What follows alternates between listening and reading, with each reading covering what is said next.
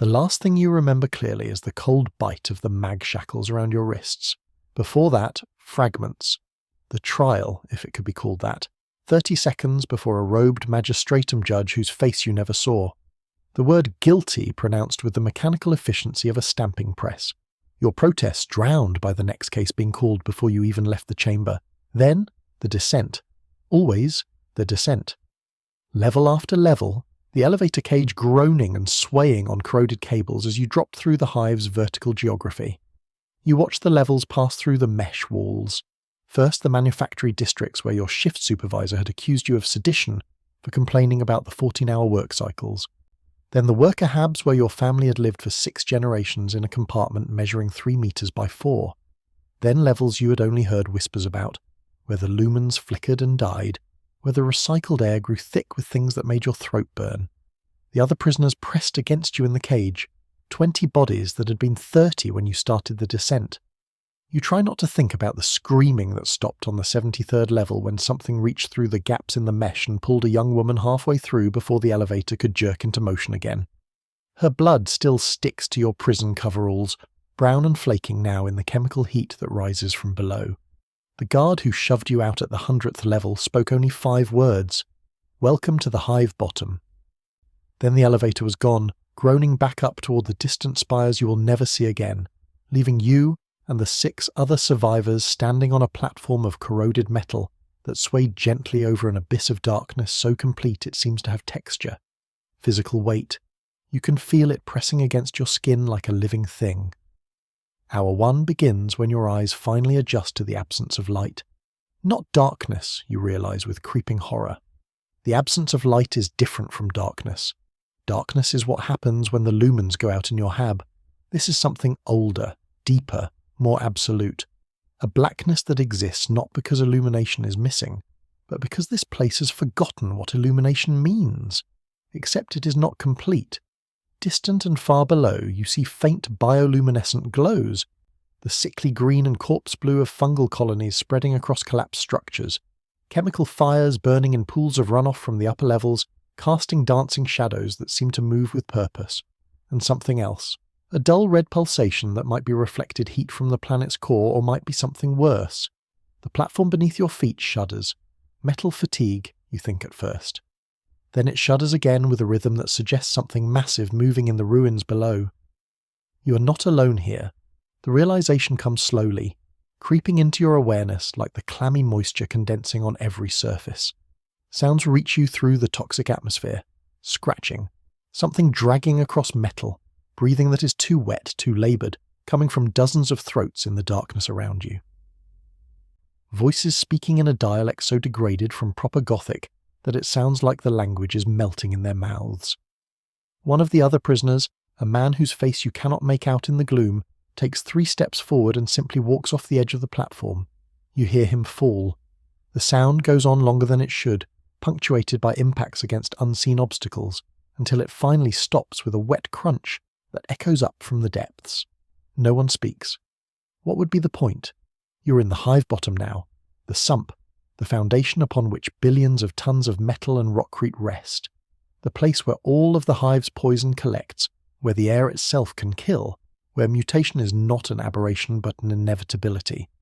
This is where the Imperium sends those it has no further use for. Those who have failed production quotas, those who spoke dangerous words, those whose genetic markers showed unacceptable variants, those who simply drew the wrong attention from the wrong overseer on the wrong day. Movement to your left. You turn, trying to track the sound, but the darkness defeats your senses. Then a face emerges from the shadows barely 2 meters away. At first, your mind refuses to process what you are seeing. The proportions are wrong. The skin hangs in folds that suggest it was once meant for a different skeletal structure. The eyes are milky and too large, set at angles that make the skull look like it is collapsing inward. The mouth opens and you see more teeth than should be possible, filed to points, some growing from the gums in clusters like barnacles. This was human once. The thought arrives with the weight of revelation and revulsion combined. This thing wearing rags soaked in substances you cannot identify had parents, had a name, had dreams of something better. The Hive bottom took all of that and replaced it with this. It speaks. The words are gothic, but so corrupted you barely understand. Flesh. Fresh. Pay the toll. 2 more figures emerge from the darkness behind it. One walks on limbs that bend in too many places. The other has a face that seems to be sliding off the skull like candle wax, exposing bone beneath. They carry weapons, lengths of rebar, a chain with hooks welded to the links. Something that might have been an industrial tool before being repurposed for violence. You're unarmed. The mag shackles were removed when they threw you off the elevator. But your hands are soft from manufactory work, from pressing buttons and pulling levers. These things before you have hands calloused by survival, in conditions that would kill you in hours. Knuckles scarred from fighting in absolute darkness. Fingers that know how to find soft places in the human body even when they cannot see. The other prisoners scatter. You hear them running in different directions, stumbling over debris you cannot see, and then the screaming starts. Quick, high-pitched, cut off mid-breath. The 3 figures in front of you do not move. They have selected you with the casual certainty of predators who know their prey has nowhere to go. The one with too many teeth steps closer. The smell that wafts from it makes your gorge rise. Rot and chemicals and something sweetly putrid that might be infected flesh. It reaches for you with hands that have extra fingers growing from the palms like obscene flowers. You do the only thing you can. You run, into the darkness, away from the platform. Your feet find purchase on surfaces you cannot identify. Metal, stone, something soft that shifts under your weight and releases a smell like decomposition. You run with your arms extended, feeling for obstacles, ricocheting off structures that loom from the black like the teeth of some vast machine. Behind you, the sounds of pursuit. They are faster than you. They know this territory. You are running blind while they hunt by senses you do not possess. Your foot catches on something and you fall, tumbling down an incline of rubble and twisted metal. The impacts drive the air from your lungs. Sharp edges tear through your prison coveralls and the skin beneath. You slide to a stop in several centimeters of liquid that is too warm, too thick to be water. The smell tells you what it is before your mind can reject the information. Effluent. Raw sewage from the levels above, mixed with chemical runoff and things that have been rotting in the dark for decades. You are lying in the collected filth of billions of people, concentrated and fermented in the depths. This is hour 2. You have been in the hive bottom for 120 minutes and you are already covered in waste that is seeping into the cuts on your arms and legs, carrying with it bacteria and viral loads that will begin rewriting your cellular structure at the molecular level. This is how mutation starts. Not with dramatic transformation, but with infection, with exposure. With the slow accumulation of toxins that your body cannot process, forcing it to adapt or die. The pursuit sounds have stopped. You lie still in the muck, breathing through your mouth to avoid the worst of the smell, listening. Dripping water somewhere nearby, the groan of settling metal, that wet breathing again, closer now, coming from multiple directions. They have you surrounded. You can feel them in the darkness, can sense their presence like pressure changes in the air. Waiting, watching with whatever senses they possess, playing with you the way you might have played with an insect as a child before crushing it. A light appears, not bright. A faint chemical glow emanating from a tube that one of the mutants carries. In its sick luminescence you see your surroundings for the first time.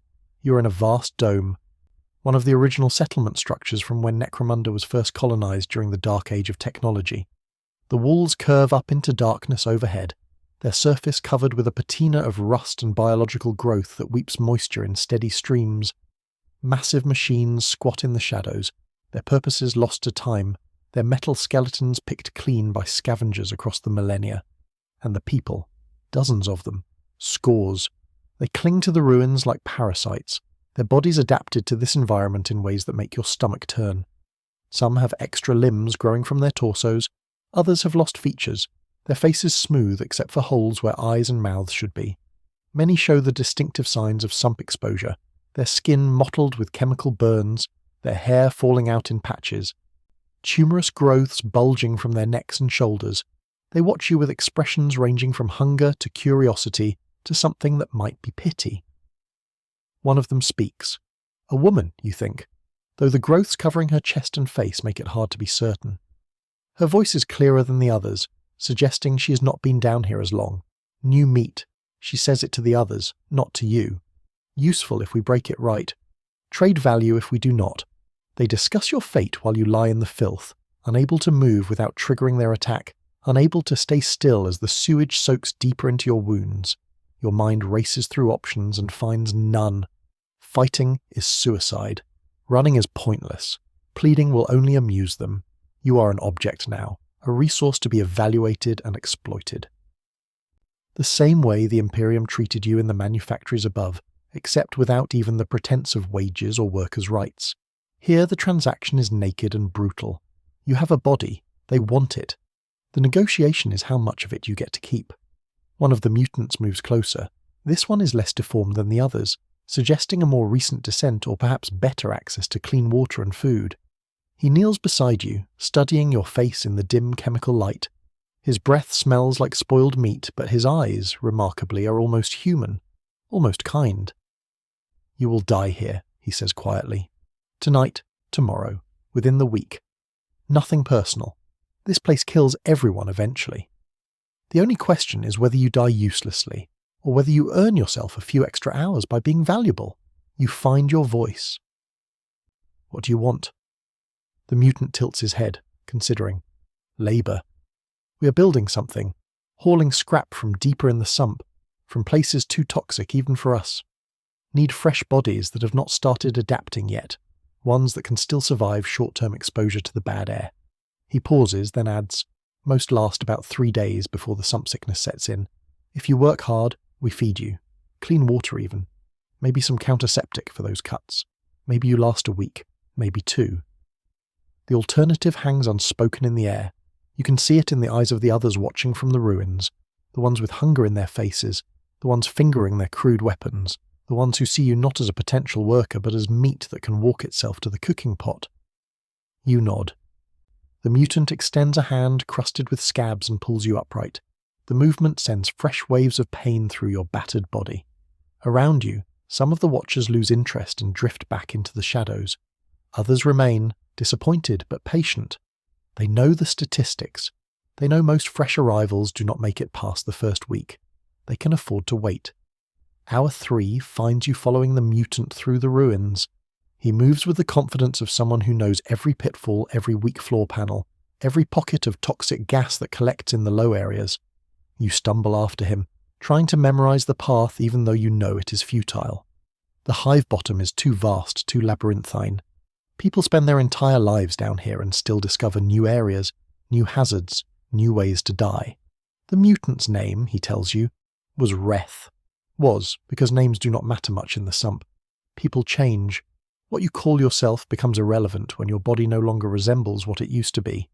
He has been down here for 2 years, he says, sent down for stealing ration cards from his work gang.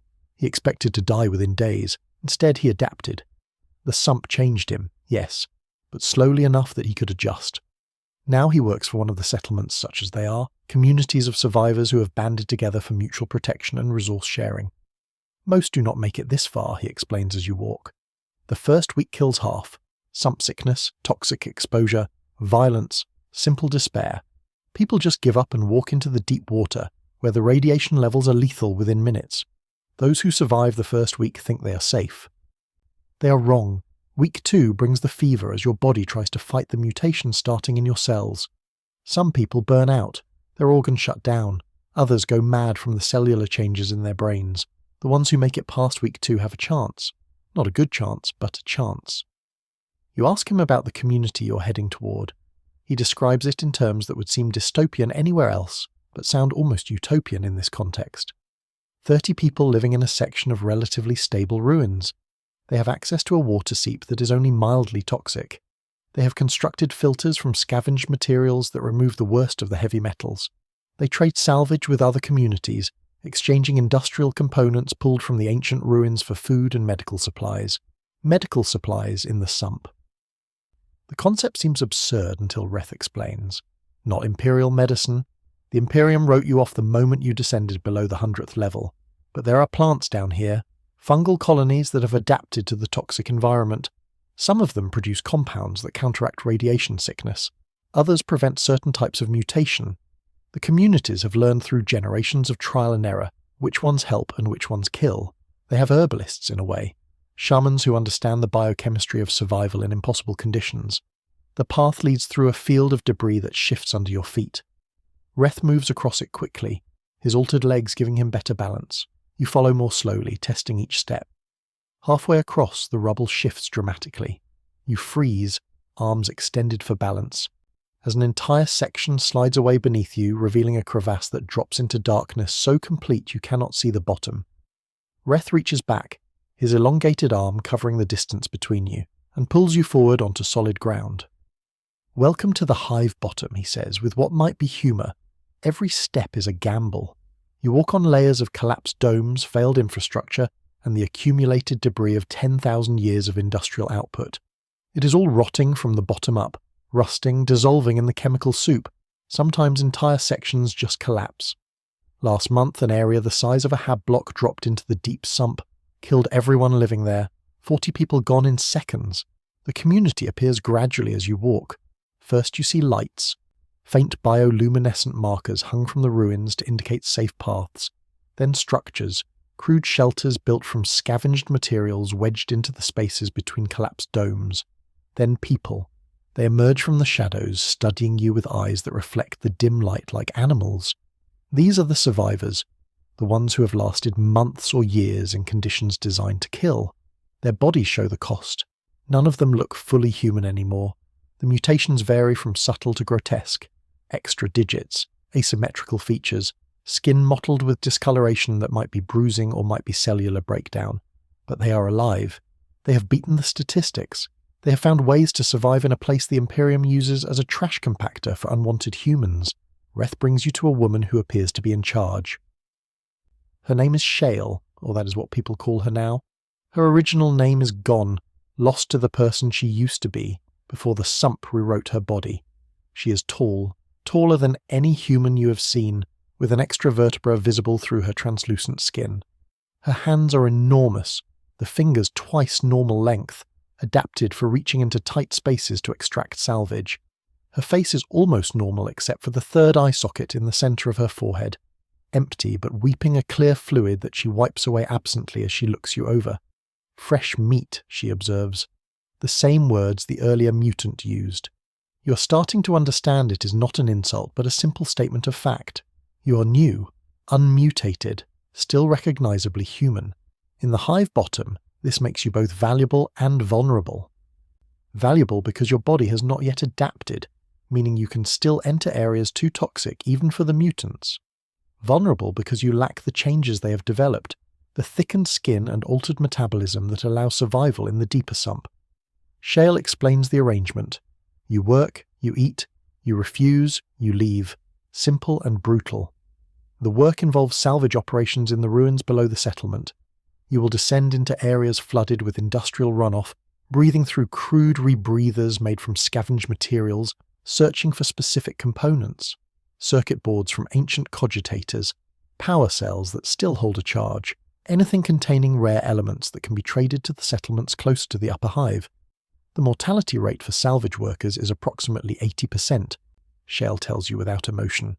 Most die from exposure to the toxic water, some from radiation, others from the creatures that live in the flooded areas. Things that were human once, things that were never human. Things that might be colonies of separate organisms working together, or might be single creatures too large to comprehend. You ask what happens if you refuse. Shale points to the darkness beyond the settlement. You are free to try surviving on your own. Most last a day, maybe two. The mutants you met earlier were the civilized ones. Further out, deeper in the sump, there are communities that have abandoned any pretense of humanity. They practice cannibalism not from necessity but from religious conviction, believing that consuming human flesh accelerates their transformation into something greater. They worship the sump itself as a god that demands sacrifice. You agree to work. What choice do you have? Shale nods and assigns you to a crew. 5 other workers, all fresh arrivals like yourself, all wearing the same expression of hollow despair. Your supervisor is a mutant named Krell, whose lower body has fused into a serpentine tail, allowing him to navigate the flooded ruins more easily. He provides you with your equipment. A crude rebreather made from a respirator mask connected to a filter canister packed with fungal material. A chem light that will last approximately 3 hours. a collection bag made from stitched-together scraps of tarp material, gloves that are more holes than fabric. This is hour 4. You've been in the hive bottom for a little over 4 hours, and you're about to descend even deeper, into the flooded sections where the industrial runoff pools in vast underground seas, the sump proper, the radioactive soup that gives this level its name. Krell leads you down through a series of collapsed domes, each one lower and more deteriorated than the last. The air grows thicker, harder to breathe even through the rebreather. The temperature rises as you descend. Not the dry heat of the upper hive, but a wet, clinging warmth that makes your skin feel slimy. You begin to sweat, and the sweat stings the cuts on your arms and legs, mixing with the effluent that has soaked into your coveralls. The chemical light reveals walls slick with condensation and biological growth. The fungus down here has evolved beyond anything you saw in the upper settlement. Great sheets of it hang from the ceiling like curtains, pulsing gently as if breathing. Colours you have no names for ripple across its surface. Occasionally it releases clouds of spores that make your eyes water and your throat close despite the rebreather. The water appears gradually, first just dampness underfoot, then puddles that splash as you walk through them, then standing water that rises to your ankles, your knees, your waist. It is warm, almost blood temperature, and it moves with currents you cannot explain. Things brush against your legs beneath the surface. Some feel like debris, others feel too purposeful, too alive. Krell does not seem concerned, moving through the water with the ease of long practice. You follow, trying not to think about what you're wading through, trying not to imagine the toxic compounds seeping through your skin with every second of exposure. The rebreather hisses with each breath, filtering out the worst of the fumes but letting through enough to make your head spin. You feel disconnected from your body, as if you are watching someone else wade through this radioactive soup. This must be shock, you think, or the beginning of toxic psychosis. Either way, it makes the experience easier to bear. The salvage site is a collapsed dome half filled with water that glows faintly from bioluminescent organisms. The ceiling has caved in, creating a pile of rubble that rises above the waterline like an island. This is where you will work, diving into the water, feeling through the debris with your hands, searching for anything valuable. The others in your crew are already working. You watch one of them take a deep breath, hold it, and duck beneath the surface. He stays under for nearly a minute before emerging with a fist-sized piece of corroded circuitry. Krell examines it, nods approval, and gestures for you to begin. You wade to the edge of the rubble pile. The water here is chest-deep, warm, and slightly viscous. You can see shapes moving beneath the surface. Fish, maybe, if fish can survive in water that would strip paint from metal. Or something else. Something adapted to conditions that should not support life. You take a breath through the rebreather, hold it, and push yourself under. The world beneath the surface is alien. The bioluminescence creates zones of dim light separated by absolute darkness. The water itself seems to resist your movement, thick with suspended particles. Your hands find the debris pile, and you begin to search, feeling for shapes that might be valuable. A pipe. A chunk of rockcrete, something soft that squirms away from your touch and you jerk your hand back, your lungs already burning for air. You surface, gasp, and try again. This becomes your existence. Dive, search, surface, breathe, over and over. Each dive takes you a little deeper. Each time you stay under a little longer. The toxic water burns your eyes, your nose, every exposed inch of skin. You can feel it working its way into your body through the cuts on your arms and legs, carrying its payload of radiation and chemical mutations.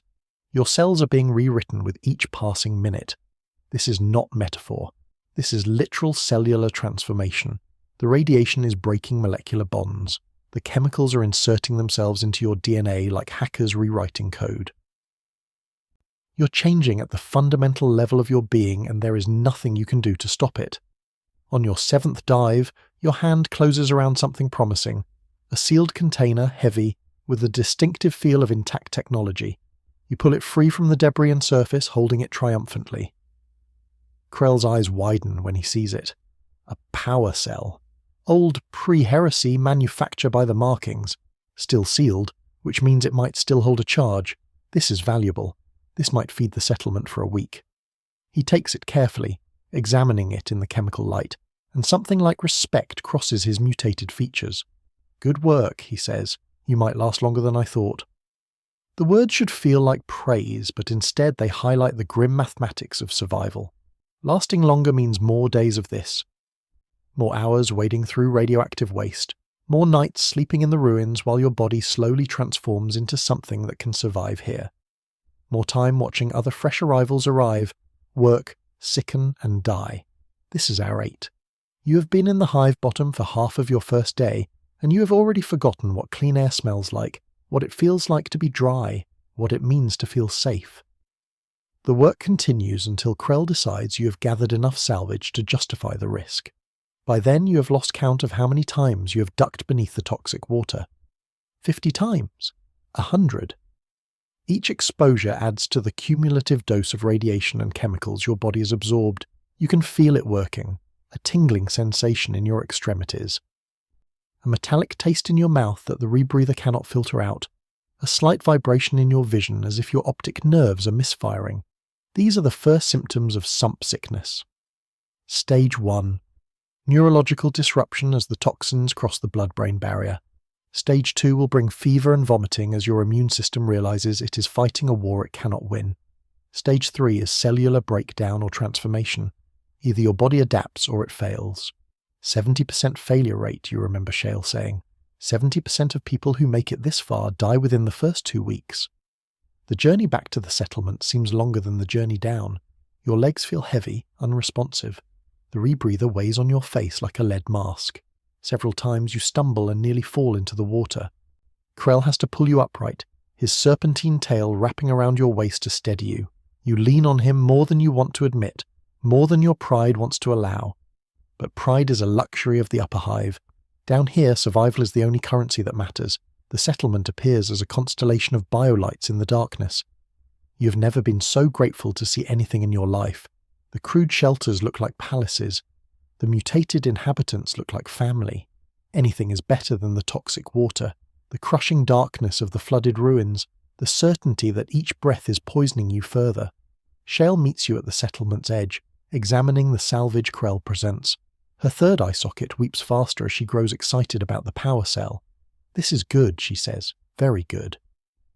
Extra rations for your crew tonight. Real food, not just fungal paste. Maybe even some treated water. She looks at you directly, her normal eyes evaluating. You did well for fresh meat. If you survive the week, we will find you more work, better work, closer to the settlement where the water is less toxic. You want to feel grateful, but the exhaustion is too overwhelming. All you can manage is a nod before one of the other settlers leads you to a shelter. It is barely 3 meters square, the walls made from sheets of corroded metal leaning against the ruins. Inside is a sleeping platform made from scavenged grating covered with what might be fungal material or might be something worse. A container of water sits in the corner, its surface rainbow with chemical residue. A bowl of paste that smells vaguely of protein sits beside it. This is your reward for 8 hours of work in conditions that violate every safety protocol ever written. This is luxury in the hive bottom. You collapse onto the sleeping platform without removing your soaked coveralls.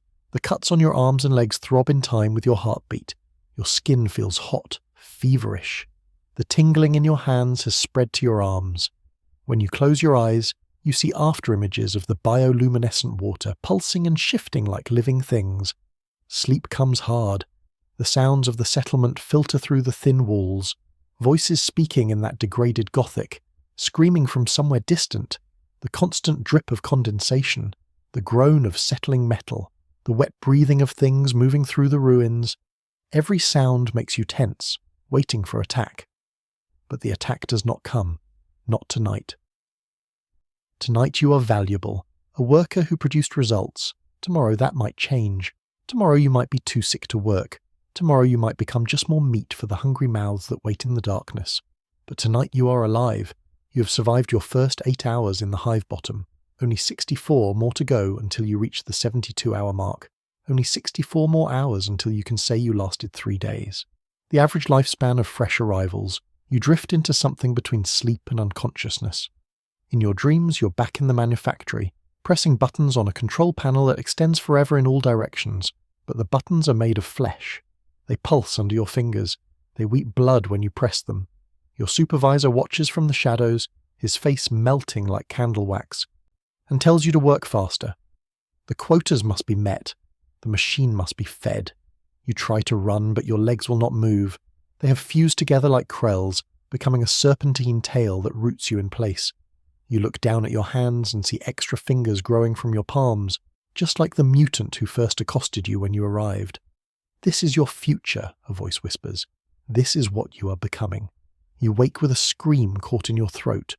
The shelter is dark except for a faint glow from the fungal growth on the walls. How long have you been asleep? Hours? Minutes? There is no way to tell time down here. No cycle of day and night. Just the endless twilight of the biolights and the deeper darkness beyond. Your body aches in ways you have never experienced. The fever has set in. You can feel it burning through you. Your immune system ramping up to fight the invasion of toxins and radiation. Sweat soaks through your already damp coveralls.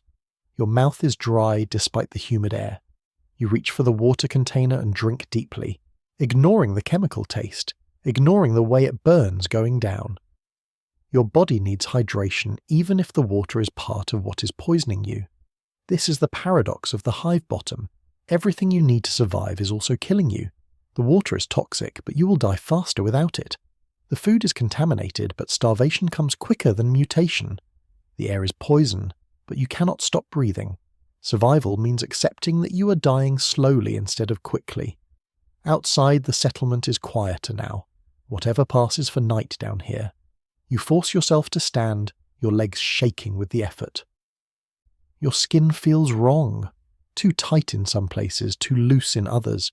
You lift your arm to examine it in the dim fungal light and see that the cuts from your fall have not scabbed over properly. Instead, the edges of the wounds have begun to develop a translucent quality, as if the skin is trying to become something else. This is stage 2, visible mutation. Your body is adapting to survive the toxic environment by becoming less human. The realization should terrify you, but instead you feel a strange numbness. Of course this is happening. What did you expect? You've been exposed to levels of radiation and chemical contamination that would require immediate hospitalization in the upper hive. Here there is no hospital, no antidote, no purification. There is only adaptation or death. Your body is choosing adaptation. You should be grateful. You are grateful. The alternative is organ failure, cellular breakdown, death by degrees, as your body simply gives up and stops functioning. At least this way you have a chance. At least this way you might survive long enough to see the end of your first 72 hours. You make your way outside, needing air, even though the air is part of the problem. The settlement spreads around you in the darkness, a constellation of shelters and struggling survivors. You see others moving in the shadows, the night shift preparing for salvage operations. They move with the efficiency of long practice, checking their equipment, organizing their crews. Most of them show advanced mutations, the ones who have been down here long enough to fully transform. One of them approaches you, an older woman, or what used to be a woman before the hive bottom rewrote her. Her body is hunched, twisted, with an extra pair of arms growing from her ribcage. Her face is kind despite the mutations, her eyes still holding something recognizably human. "Cannot sleep?" she asks. You shake your head. She nods understanding. The fever dreams are the worst. First week your body fights so hard against the changes, tries to reject what is happening, but it will pass. Either you adapt or you do not, and if you do not, well, at least you stop hurting. She offers you something, a small piece of fungal growth that glows faintly green. "Chew this," she says. "It will not stop the changes, but it eases the pain, helps with the fever." You take it hesitantly. "How do you know it is safe?" The woman laughs, a sound like grinding metal. "Safe? Nothing is safe down here. But I have been eating it for 3 years and I'm still alive, so that counts for something." You put the fungus in your mouth and chew. It tastes like decay and minerals and something indefinably alien. But within minutes the fever eases. The ache in your joints becomes bearable. The woman was right. It helps. Not much, but enough. You ask her how long she's been in the sump. 3 years, she says, sent down for falling asleep during a shift in the Plastec refineries. Fell into the mixing vat. Should have died, but the mixture was cold that day, had not started heating yet. Still, the foreman said I contaminated a batch. Cost the manufacturer 3 hours of production. So down I came. She gestures at her mutated body with her multiple arms. Look at me now. Not what I was, but alive. That is more than most can say. You ask if she ever thinks about the upper hive. She considers the question, sometimes, but it gets harder to remember the higher you go. The details fade. Eventually this becomes all you know, the darkness, the water, the work. You forget what sunshine looks like, forget what clean air tastes like. The sump becomes your whole world. She pauses, then adds quietly, maybe that is for the best. Remembering just makes it hurt worse. She leaves you with that thought and returns to her crew. You stand alone in the darkness, feeling the fever burn through you, feeling your body slowly becoming something else. Hour 12. You have survived half of your first day in the Hive bottom, 36 hours until you reach the 72-hour mark that defines whether you lived or died by the settlement's reckoning. The next shift begins when Krell finds you and gestures toward the salvage crew assembly point. Already? You want to ask, but your voice will not work properly. Your throat feels swollen, raw from breathing the toxic air. You follow him numbly, joining the line of workers receiving their equipment, the rebreather, the chem light, the collection bag, the same crude tools you used 8 hours ago, if it was 8 hours. Time has become meaningless. There is only work and rest and the slow transformation of your flesh. This shift is worse than the last. Your body is weaker, your movement slower. The fever makes everything feel distant, unreal. You wade through the toxic water, but it is like moving through a dream. Your hands search through the debris, but you cannot feel what you're touching. Everything is numb, disconnected. Twice you nearly drown, forgetting to surface, forgetting that you need air. Krell has to pull you up, shaking you until awareness returns. By the time the shift ends, you have contributed almost nothing to the salvage hall. You expect Krell to be angry, but instead he just looks at you with something like pity. Sump sickness, he says. Bad case. You will either beat it in the next day or two, or you will not. If you do, you will be stronger. If you do not. He does not finish the sentence. He does not need to. You know what happens to workers who can no longer work. They become liabilities, mouths to feed with no return. In the upper hive, they would be discharged, sent to a medici facility, or simply terminated. In the sump, they become food for those hungry mouths waiting in the darkness. You make it back to your shelter somehow. The fungal bed seems impossibly soft, impossibly comfortable. You collapse onto it, and this time sleep comes immediately, dragging you down into fevered dreams of transformation and horror. When you wake, the fever has broken. Your skin is soaked with sweat, but your head is clearer. You can think again, can feel your body responding to your commands. The crisis has passed. You have survived stage 2 of sump sickness. You sit up and examine yourself in the dim light. The changes are more visible now. The cuts on your arms have healed, but the skin around them has developed that translucent quality you noticed before. You can see veins beneath the surface that do not follow normal patterns. Your hands look larger, the fingers slightly longer. When you flex them, you hear a clicking sound from joints that have subtly restructured. This is adaptation, your body accepting the sump's poison and using it to rebuild itself into something that can survive here. Hour 18 arrives with work. Shale summons you along with the other survivors from your first shift. You stand in the dim biolight while she evaluates you with her 3 eye sockets, the empty one still weeping its clear fluid. The changes are already visible, she notes. Your skin has that translucent quality common to sump workers.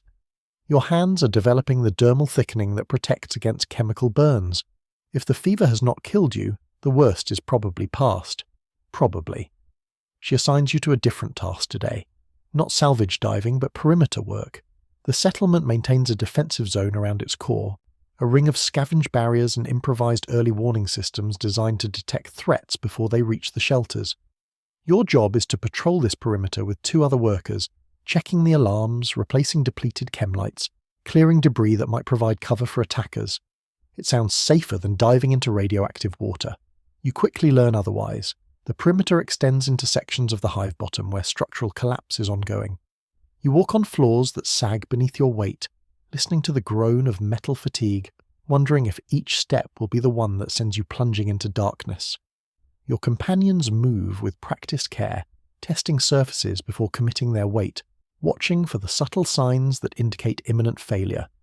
They teach you the techniques. How to recognize load-bearing surfaces by the pattern of rust.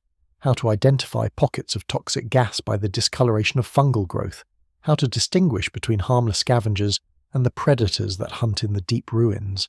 The learning comes at a cost. Twice you misjudge a surface and nearly fall.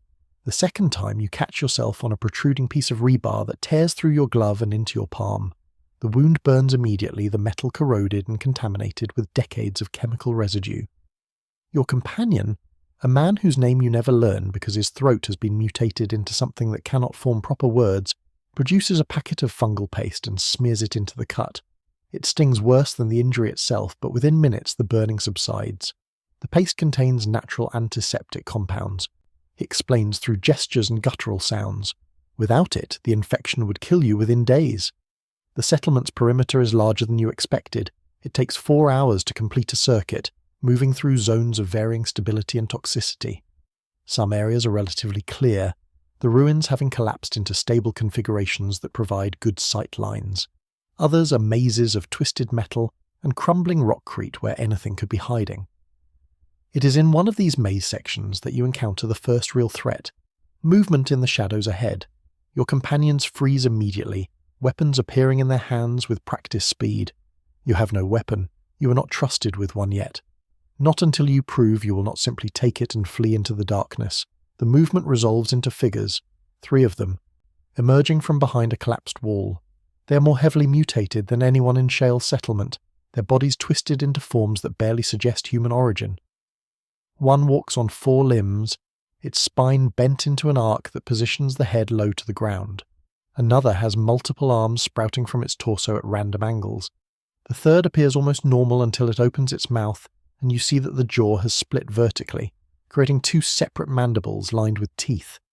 Raiders from one of the deep sump communities, the ones Shale warned you about, the ones who view other humans as resources to be harvested.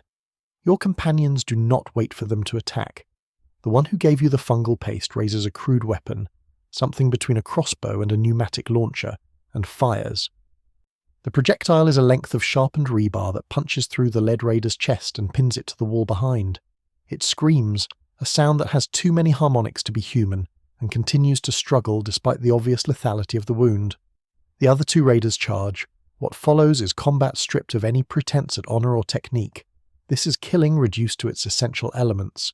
Your companions fight with weapons designed for maximum damage against mutated flesh, blades with serrated edges, clubs studded with nails and fragments of broken glass.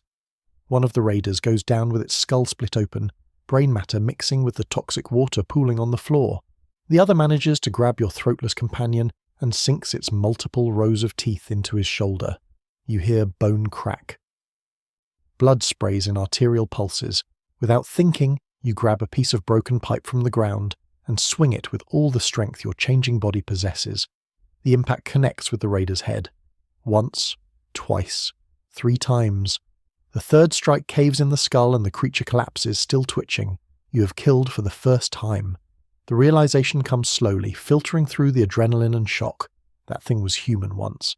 Might have had a name, a family, dreams of something better. The Hive bottom took all of that and created a monster that you just beat to death with a length of pipe.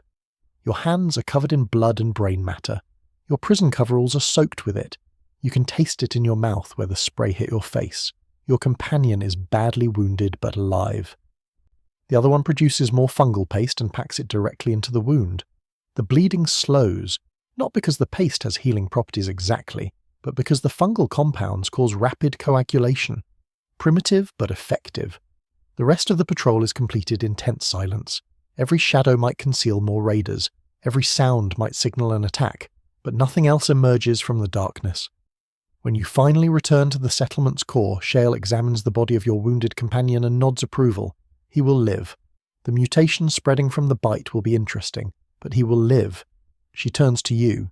You did well. Defended your crew. She hands you a weapon, a crude auto pistol that looks like it was assembled from parts of 3 different guns. It might explode when you fire it, or it might save your life. Either way, you have earned the right to carry it. Hour 24. You have been in the Hive bottom for 1 full day. The milestone passes without ceremony. There is no celebration, no acknowledgement. Survival is its own reward here. You are assigned a permanent spot in one of the shelters, sharing space with 5 other workers. The sleeping platforms are stacked 3 high, separated by barely enough room to turn over. Privacy does not exist. You sleep pressed against strangers whose mutations are progressing at different rates, listening to their breathing, their screams when the fever dreams come, their wet coughs that speak of lungs slowly dissolving.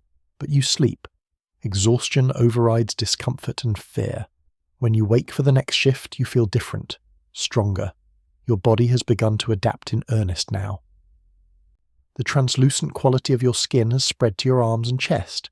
Beneath the surface, you can see your circulatory system, but the pattern is wrong. Extra vessels have formed, creating redundant pathways. Your metabolism is being rewritten to handle the toxins that saturate every breath, every drop of water, every bite of food. You're becoming something that can survive here. The cost is your humanity, measured in increments so small you barely notice each individual change. But the cumulative effect is undeniable. You are less human today than you were yesterday. You will be less human tomorrow than you are today. This process will continue until either you die or you become something so far removed from your original form that calling yourself human becomes an obvious lie. The next shift brings different work. Shale has a special project, one that requires workers who can still pass for relatively unmutated. There is a settlement closer to the upper Hive, she explains. Only 10 levels below the manufacturum districts. They have access to trade routes that reach all the way to the underhive proper. Food that is not fungal paste, water that has been properly filtered, medical supplies, weapons, technology. Shale wants to establish a trade relationship. But the settlement in question does not deal with obvious mutants. They maintain standards, even this far down. They still believe in the imperial creed, still worship the emperor, still view mutation as corruption and sin. They would kill Shale and her people on sight, but you and 2 others from the most recent intake still look human enough to pass a casual inspection. Your mutations are subtle, hidden beneath your coveralls. You could enter the settlement, make contact, establish the trade route that could mean the difference between starvation and survival for Shale's community. The journey upward takes 8 hours. You climb through collapsed sections using ropes and improvised ladders, ascending through layers of ruin that represent centuries of structural failure. Each level you rise, the air becomes fractionally less toxic. The temperature drops slightly. The darkness seems less absolute. You begin to see signs of more organized habitation, crude graffiti marking territory, the remains of fortifications, bodies left hanging as warnings to raiders. This is the deep underhive, the zone above the hive bottom but below the settled areas where the great house gangs fight their proxy wars. Here, communities large enough to have names and borders eke out existence in the ruins. Some are only slightly better than the sump settlements. Others have achieved a kind of rough civilization, with trade, laws, even rudimentary governments. The settlement you're approaching is called Dust Falls, a name derived from the constant rain of particulate matter that filters down from the manufactories above. It is built in a partially intact dome, one of the original colony structures, with walls that still hold atmospheric integrity. Inside, the air is breathable without rebreathers. The temperature is almost comfortable. Lumens powered by a salvage generator provide actual light. You approach the outer perimeter and are immediately challenged by guards. They wear armor cobbled together from Imperial Guard flak vests and industrial protective gear. They carry actual laser guns, not the crude slug throwers common in the deep sump. These are professional sentries, trained and disciplined. You show them the tokens Shale provided, small pieces of salvaged technology that prove you have something worth trading. The guards examine you carefully, looking for signs of mutation. Your heart races as one of them studies your hands, but the dermal thickening has not progressed far enough to be obvious. After a tense minute, they allow you to pass. Inside Dust Falls, you experience culture shock. There are hundreds of people here, maybe 1,000. They live in actual structures, buildings with roofs and doors. Children run through the streets, playing games that seem grotesquely normal given the context. A market operates in the central square, vendors selling everything from scavenged technology to butchered meat from animals you cannot identify. You even see a shrine to the Emperor, a crude altar decorated with scavenged imperial iconography and lit by candles made from rendered fat. People gather before it, praying in Gothic that has not degraded into the slurred dialect of the deep sump. This is what the settlements closer to the Hive City proper look like. This is the life you might have had if your descent had stopped a few levels higher. The thought is both comforting and painful. You make contact with the merchant Shale identified, a woman named Keras who trades in salvaged technology. She is suspicious at first, questioning your story, testing your knowledge of the deep sump to verify you really came from below, but the items you brought prove valuable enough to overcome her caution. Keras agrees to a trial arrangement. She will send a shipment of food and water down to Shale's settlement. In exchange, Shale will provide specific salvage components, items pulled from the ancient ruins that cannot be accessed from above. If the exchange works, they will establish a regular route. You spend 2 hours in Dustfalls, using the time to rest and observe. The contrast with the Hive bottom is staggering. These people have hope. They believe their children might have better lives. They maintain the fiction that they are still part of the Imperium, still citizens deserving of the Emperor's protection. They do not understand that they have been written off, forgotten, left to survive or die in the depths while the Hive city above continues without them. Or perhaps they do understand and maintain the fiction anyway because the alternative is despair. You see a man praying at the shrine, his lips moving in fervent supplication. You see a woman teaching a child to read from a damaged copy of the Imperial infantryman's uplifting primer. You see a trader haggling over the price of clean water with the intensity of someone negotiating a Forge World contract. They are clinging to humanity, to civilization, to the idea that they matter. You wonder how long you can maintain that same fiction. How long before the changes spreading through your body make it impossible to pass as human? How long before you can no longer walk into a place like Dustfalls without being shot on sight as a mutant abomination? The journey back down to the Hive bottom takes less time than the ascent. You have learned the route now, know which sections require careful navigation and which can be traversed quickly. Your companions are silent, processing their own reactions to seeing a settlement that still resembles civilization. You wonder what they are thinking. Do they regret their mutations? Do they wish they had stopped transforming while they still looked human? Or have they accepted that survival requires adaptation, that clinging to your original form is just another way to die? Hour 40. You have been in the Hive bottom for nearly 2 days. The missions to Dustfalls become regular. Every 3 days you make the climb, carrying salvage up and bringing supplies down. It is dangerous work. The route passes through territories controlled by gangs who would kill you for the supplies you carry.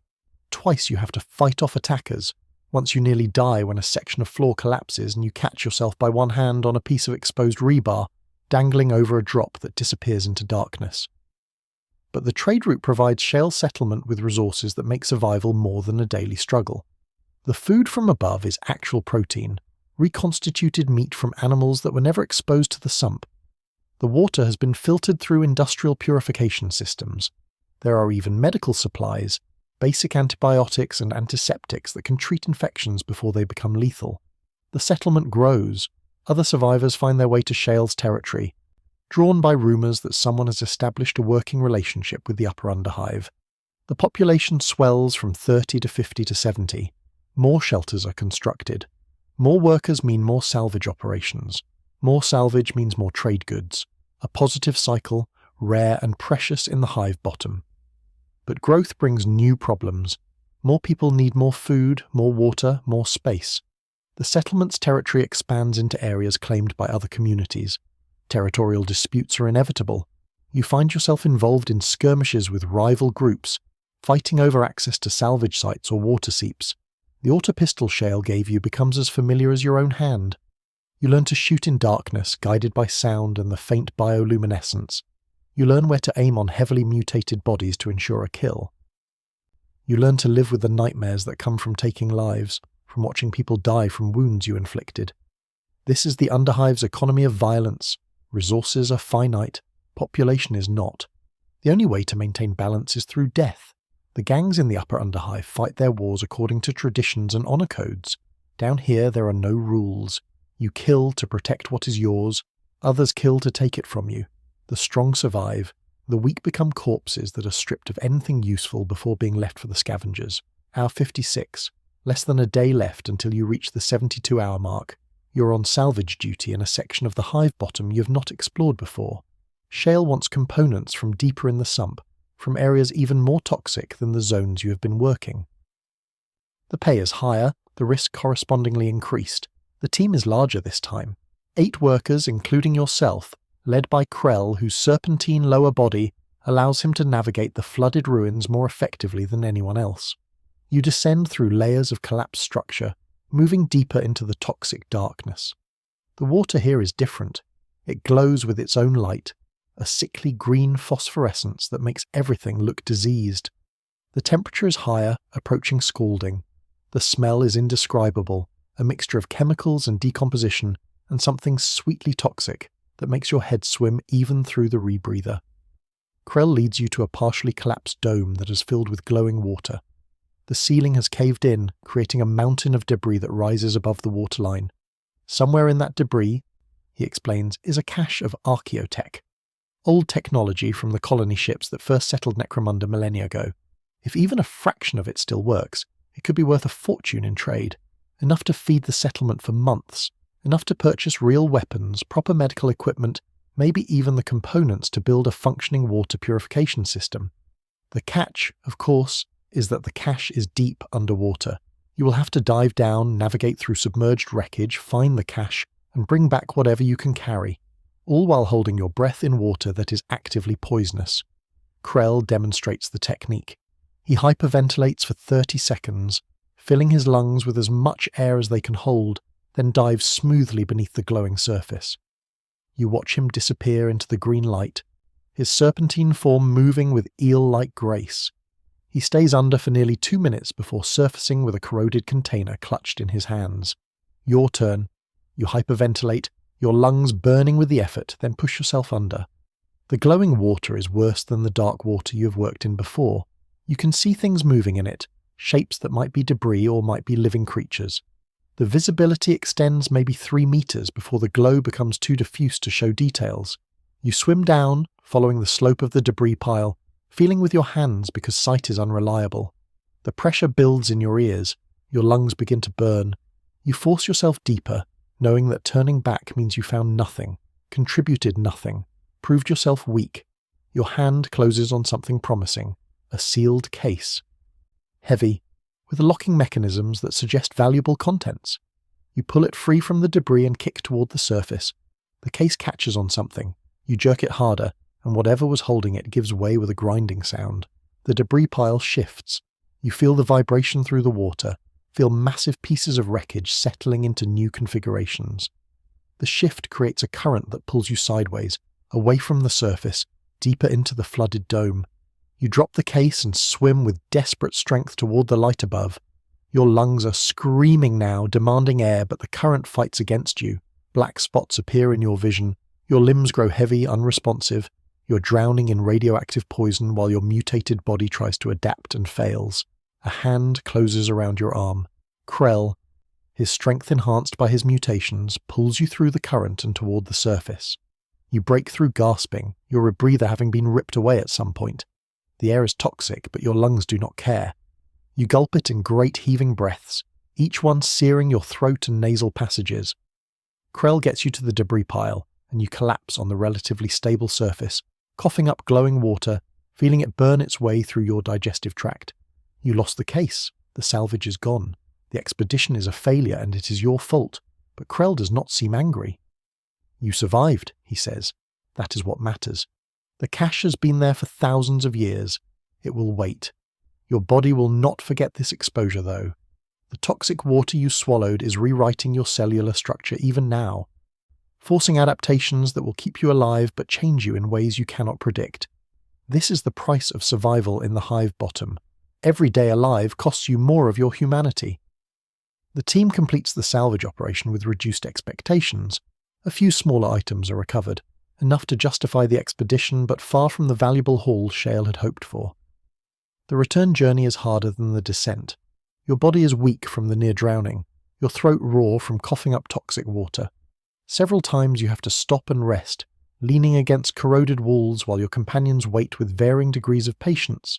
You can feel the changes accelerating inside you.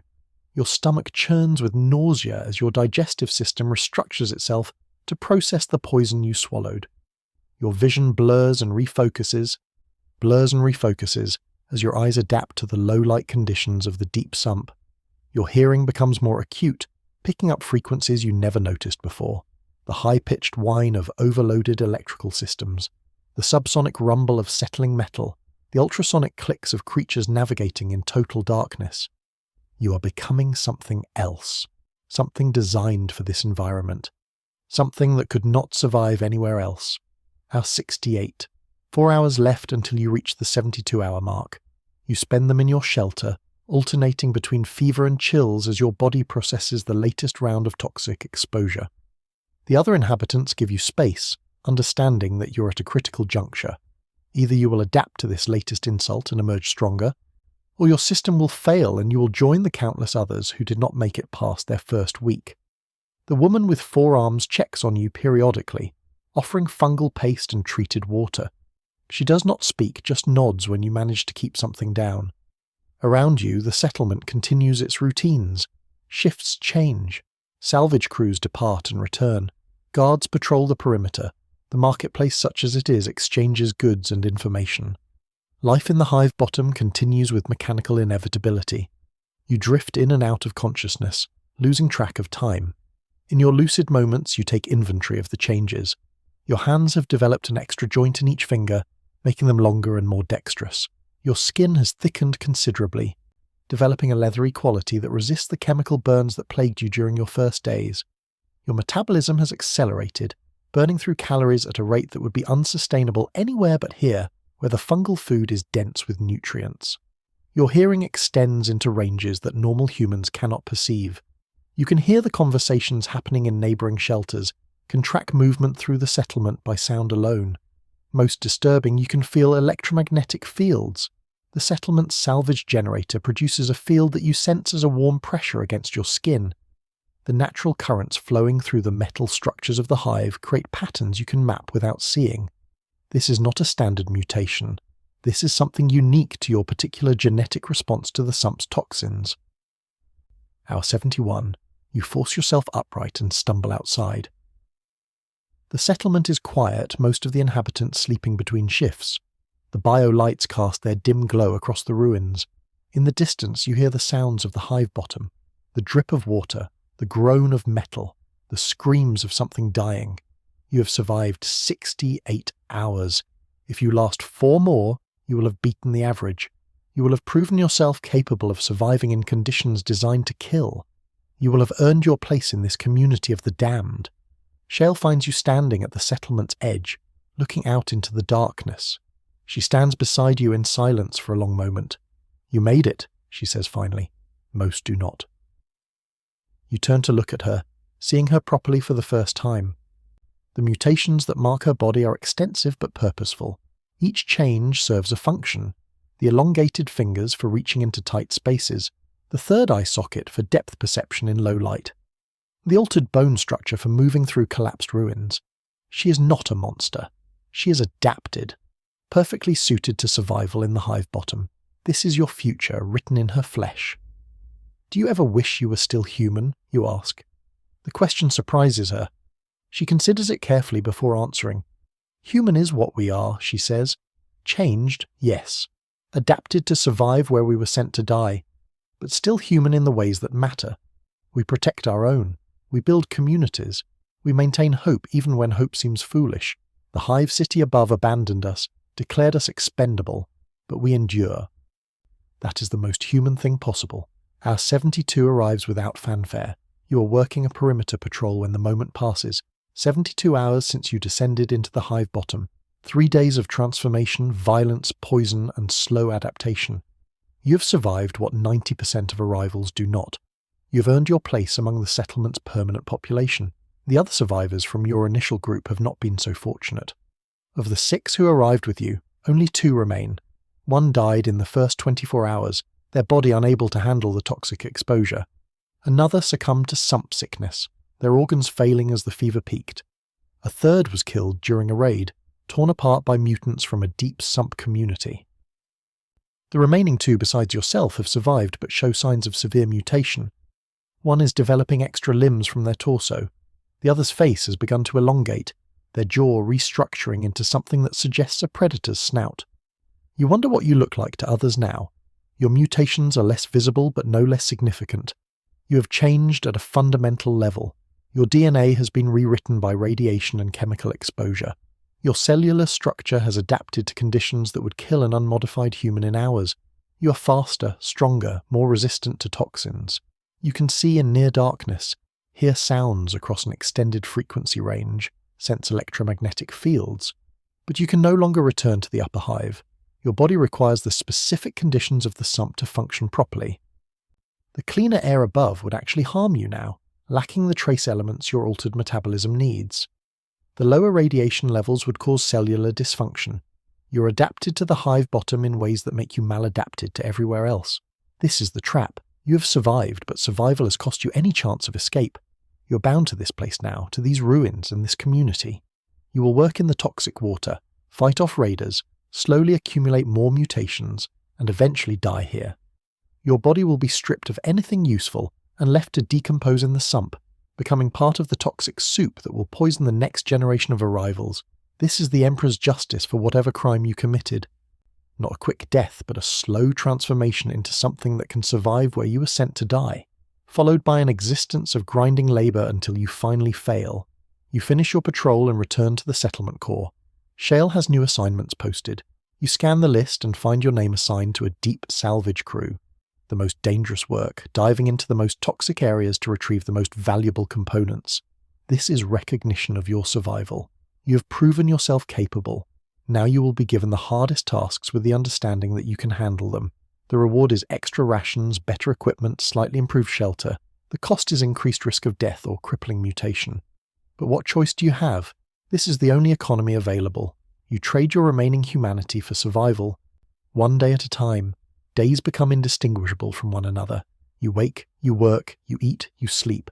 Sometimes you fight. Sometimes you nearly die. Always you're changing, adapting, becoming something further removed from what you used to be. The trips to Dustfalls continue. Each time you make the climb, you spend more effort hiding your mutations. The extra joints in your fingers can be concealed with carefully wrapped cloth. The dermal thickening can be explained as calluses from hard labour.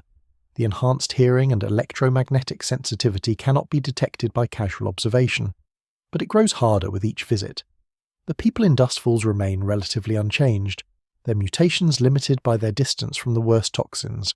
You're transforming at an accelerated rate, your deeper exposure forcing more dramatic adaptations. Eventually you will no longer be able to pass as human. Eventually you will make the climb to Dustfalls for the last time, and after that you will be confined to the deep sump forever.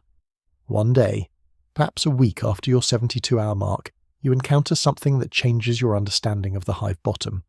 You're on salvage duty in an area you have not explored before, following rumours of an intact cache of archaeotech. The area is deeper than you have ever descended, past the point where even the bioluminescent fungus struggles to grow. The darkness is absolute, relieved only by the chemlight you carry. You find the cache in a sealed chamber that has maintained atmospheric integrity for millennia. The door opens with a hiss of equalizing pressure, and inside you find wonders, intact technology from the dark age of humanity, devices whose functions you cannot even guess, power sources that still hold charges after thousands of years, weapons that make the crude auto-pistol you carry look like a child's toy. But most striking is the data archive, a cogitator terminal still functioning, still displaying information. You approach it cautiously, afraid that touching it might cause it to fail. But the machine is built to last. When you activate the interface, it responds immediately, displaying files in high Gothic. You can barely read it, your education in the manufactories being limited to basic literacy, but you understand enough. These are records from the original colony ship, information about Necromunda before it became a hive world. Images of a planet with blue skies and green vegetation, oceans that were not toxic, air that could be breathed without filtration. This world was beautiful once. The realization is staggering. This poisoned nightmare you have been struggling to survive in was once a paradise. Humanity did this. The endless industry, the unconstrained exploitation, the complete disregard for environmental consequences. Over millennia, humanity transformed a garden world into a toxic hell and then built cities over the ruins, and you, cast down to the very bottom of those cities, are living in the foundational poison that all of it rests upon. The hive city above exists because places like the hive bottom absorb all the waste, all the failure, all the human refuse that the machine produces. You're not just surviving in a toxic environment. You are part of the system that creates it.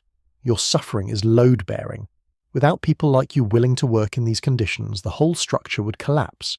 The upper hive depends on the lower hive, depends on the underhive, depends on the hive bottom. A hierarchy of exploitation that terminates in the sump, where the most desperate claw survival from poison. You copy what data you can to a salvaged memory core and report the cache to Shale. She is ecstatic. This is the kind of find that legends are made of. She immediately organizes a major salvage operation to strip the chamber of everything valuable. But you cannot stop thinking about those images of old Necromunda, the world that was, the world that could have been. Instead, humanity chose industry, production, the Imperium's unquenchable hunger for manufactured goods. And the cost is paid by people like you, forgotten and discarded in the depths. Time continues its relentless progression. Weeks pass. You lose count after the first month. Your mutations progress. The extra joints in your fingers are joined by subtle changes to your bone structure, making you more flexible. Your eyes develop a reflective layer that improves low-light vision. Your lungs restructure to extract oxygen more efficiently from the toxic air. You're becoming something optimized for the hive bottom, something that could never survive anywhere else. The settlement grows more established. Shale negotiates trade relationships with other communities both in the hive bottom and higher in the underhive. A rough economy develops. Salvage is exchanged for food. Information is traded for weapons.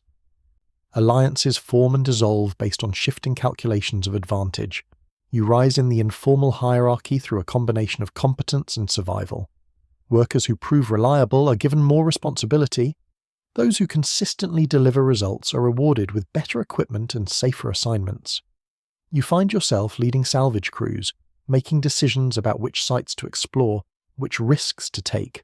The violence becomes routine, defending the settlement from raids, attacking other communities to secure access to resources, enforcing Shale's authority when someone challenges it. You accumulate scars, each one a story of survival. A blade wound across your ribs from a territorial dispute.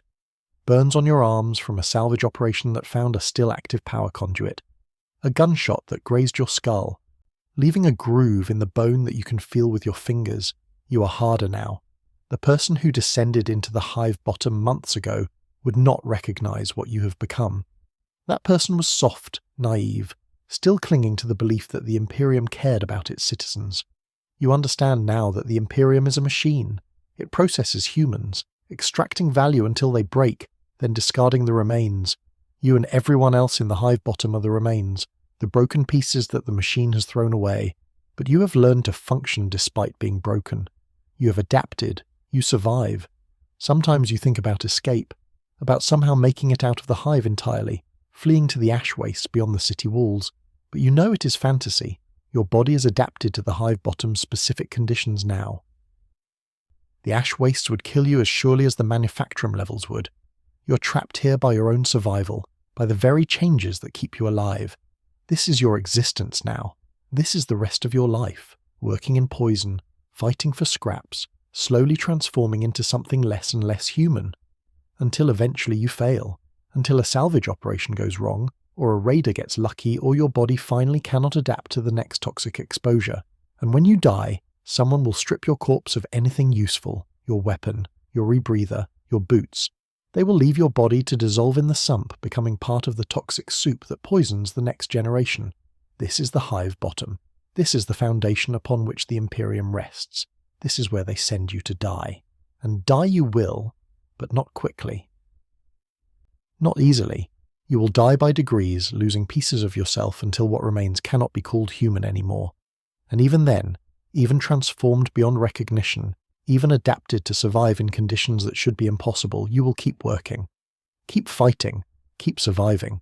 Because that is what humans do, even at the bottom of the hive, even in the depths of the sump, even when everything has been taken from you except the ability to endure. You endure.